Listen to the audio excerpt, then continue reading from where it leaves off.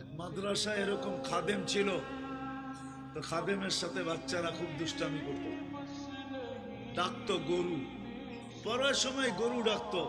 তো ও ছিল একটু সাদা সিধা, সহজ সরল, একটু হাবলা টাইপের, তো বেশি মাথায় নিত না। আবার দেখবেন হাবলা মানুষ চেতলে কিন্তু খবর আছে।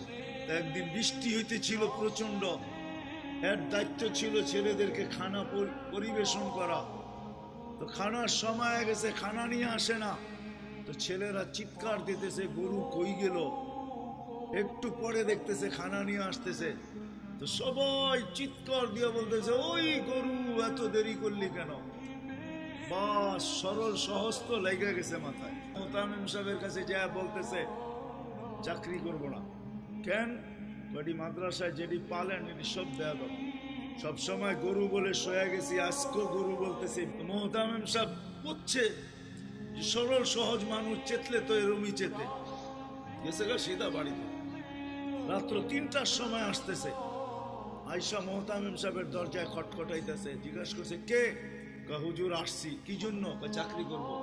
তুমি দিনের বেলা চলে গেলে চাকরি করবো না? এতদিন চাকরি করতেছিলাম শুই না, এখন চাকরি করবো দেখা। বলছে এটা আবার কি দেখা চাকরি করবে মানে?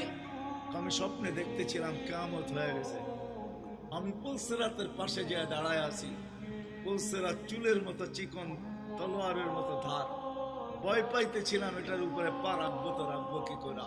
একটু পরে চিৎকার শুনলাম, তো দেখলাম মাদ্রাসার ছেলেগুলা সবগুলা হইহুল্লার করতে করতে আসতেছে। ওরা পুলসেরাতের পা দিতে দেরি, এটা সুপার হাইওয়ে হয়ে যেতে দেরি হয় নাই।